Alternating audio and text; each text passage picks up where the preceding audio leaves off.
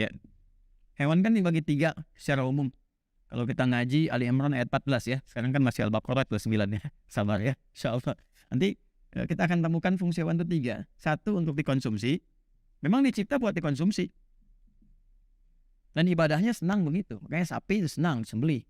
Ya, ayam juga demikian, kambing demikian. Senang karena pengabdiannya memang untuk dikonsumsi. Ini senang ketika memang dia dicipta untuk begitu. Untuk pelayanannya kepada manusia itu atas seizin Allah diperintahkannya untuk begitu diciptanya. Sehingga apa? Energi yang dimakan dari sapi itu, ya, daging sapi dimasak, kambing dan sebagainya, ya, itu bisa menjadikan energinya tertanam pada diri kita untuk ibadah. Dipakai beraktivitas, dipakai untuk sholat, ngaji Quran, untuk kerja, ya, melahirkan hasil yang nyata, ada maslahat, itu manfaatnya. Makanya motongnya dengan nama Allah, Bismillah ya Allahu Akbar. Karena dia dicipta oleh Allah untuk itu, kita pun minta izin motongnya sama Allah. Kan? Itu makanya ketika memotong dengan nama Allah itu, maka fungsinya ya dapat diterapkan dalam kehidupan, nyata fungsinya. Itu cara berpikirnya demikian, konfigurasinya. Ya. Nah, ini fungsi konsumtif yang pertama. Yang kedua ada tunggangan. Ya, kuda misalnya kan, dan sebagainya. Ya, tunggangan. Jadi yang konsumsi ada tunggangan atau pekerjaan. Ya kan yang ditunggang itu untuk pekerjaan, untuk aktivitas, ada yang untuk membajak dan sebagainya. Ya kan? Ini yang kedua itu. Yang ketiga apa? Ya, zina, untuk keindahan, hiasan. Ya, diciptakan memang untuk tampil indah aja. Ya, merak misalnya. Ya, apa Anda mau tunggangin merak nggak ada kerjaan? Ya, merak juga bukan untuk dikonsumsi. Ya. Aduh, saya ingin lapar ya. Hari ini saya pengen makan dendeng merak. Ya, dan orang akan sepakat. Orang pasti marah gitu. Ya, karena apa? Secara fitrah dia menyadari merak diciptakan dengan keindahan, bulunya berputar dan sebagainya. Ya, untuk apa? Untuk jadi hiasan. Ya, jadi hiasan. Jadi ada bang yang fungsinya ketika diciptakan jadi hiasan saja. Ya, dan seterusnya. Ini gambarannya teman-teman sekalian nih.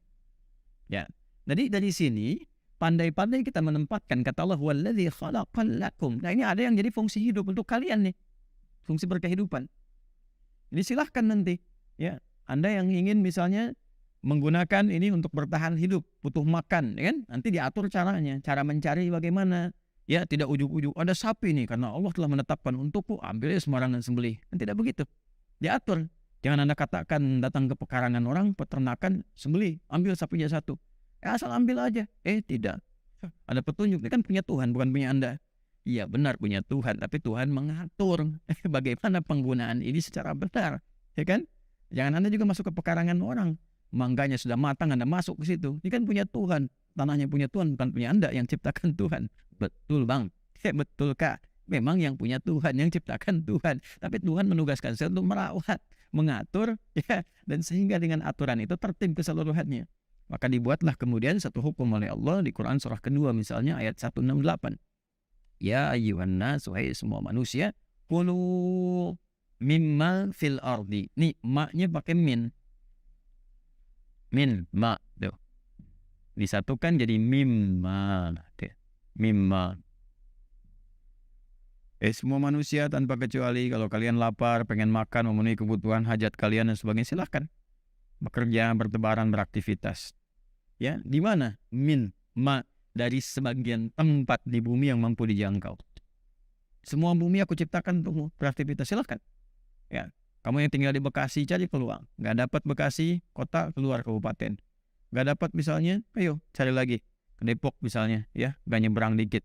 Mana lagi ke Karawang, balik lagi gitu kan, terus ke Bandung, Cimahi, ya, Cipas, Cimahi, Mahi itu pas kan Cipas, ya, nggak ada, terus ke Cikaso, nggak ada Cikaso, terbang ke Chicago, ya, balik ke Singaparna, ya, mampir ke Singapura, silakan, ya, sebagian yang bisa dijangkau. Untuk apa? Hulu. Tapi caranya bagaimana? Halalan thayyibah, ada aturannya, ada legalnya. Nggak semua orang bisa berkata pengen ini langsung dilakukan, tidak.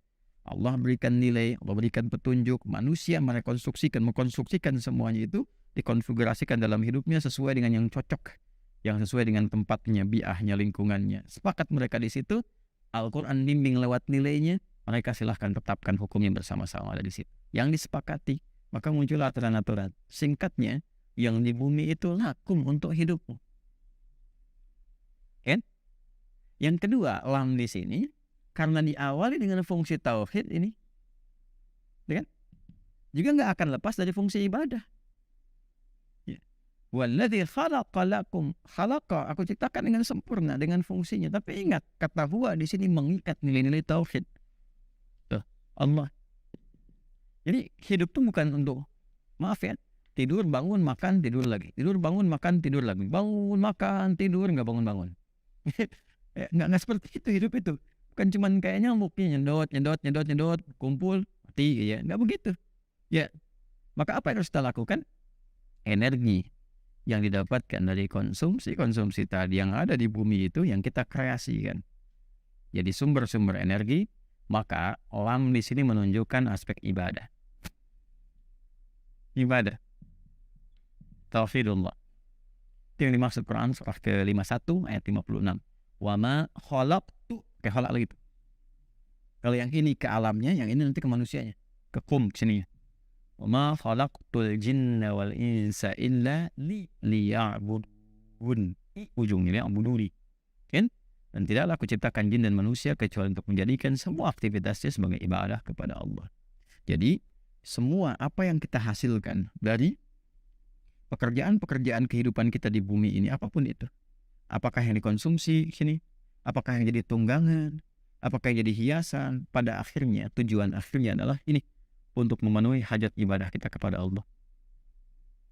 Yuk, ketunggangan, sepeda, motor, kendaraan, jadi sekian mewah yang dikumpulkan dari hasil pekerjaan Anda, terlepas, terserah, mau profesi apapun, mau pebisnis Anda, diplomat, birokrat dan sebagainya, terserah. Anda sudah banyak tunggangan dari hasil kerja keras Anda dan sebagainya, Anda bayangkan demikian. Tapi ingat, misi kehidupan kita itu untuk ibadah. Sudah berapa kali sepeda Anda dipakai untuk menuju ibadah? Sudah berapa kali dibawa ke masjid, majelis ta'lim? Motor yang Anda banggakan itu sering tur dan sebagainya, ya kan? Coba berapa kali dipakai untuk ibadah? Kendaraan, ya, yang sering kali dipanasin, simpan, berapa kali dipakai untuk ibadah? Itu tunggangan. Ya, hiasan. Coba lihatlah yang pila beliaunya sudah bisa assalamualaikum, sudah bisa al-fatihah, sudah bisa qul huwallahu ahad dan sebagainya. Apakah yang melatihnya, yang dihadirkan dia sudah ingat dengan Allah? Jangan-jangan dia bersuara, dan suara itu memang sedang memuji Allah, sedang bertasbih. Burung yang Anda pelihara itu, yang Anda disangkar, ya dia berkicau, Anda latih kicau aja tinggi-tinggi. Padahal kalau Anda mengerti bahasa burung, boleh jadi dia sedang bertasbih kepada Allah. Kan? Ya, dia dikurung masih bisa bertasbih. Anda yang mengurung tidak bertasbih, akan dihisab tuh. Ya, akan dihisab gitu. Ya. Nanti lain waktu kalau Anda tanya fikihnya memelihara burung, nanti ada fikihnya lagi yang terpisah. Ya kan? Ada kebolehan, ada ya dengan beberapa syarat. Ya, di antaranya memberikan hak-hak hidupnya, ya kan? Kemudian yang kedua memberikan pasangannya, nggak dibiarkan sendiri. Ya mungkin dia bersiul-siul, berkicau, Anda ketawa padahal dia jadi pasangan gitu kan. Sebagainya. Ya, dan seterusnya. Nanti ada banyak fikih di dalamnya. Jadi ini gambarannya teman-teman sekalian. Ya. Jadi ketika seseorang hamba bertanya, ya Allah, saya ingin kembali kepadamu, menjalani fungsi kehidupan di bumi, maka Allah katakan, bahkan aku sudah menyiapkan semua yang di bumi itu untuk kehidupanmu, supaya engkau nyaman beraktivitas dan engkau juga nyaman untuk beribadah pada Allah Subhanahu wa Ta'ala dan menemukan keagungan Allah di balik semua desain penciptaan bumi itu.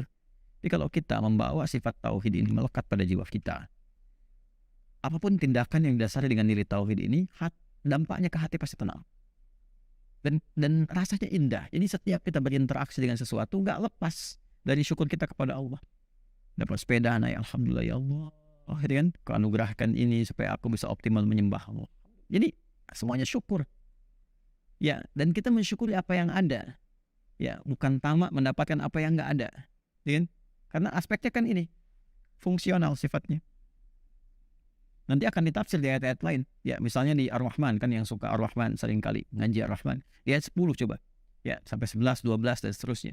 Wal arda wada'aha lil anan.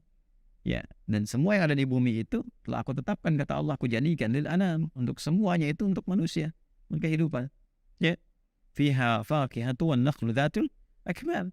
Di dalamnya ada buah-buahan, ya, ada kurma dan seterusnya, ada macam-macam.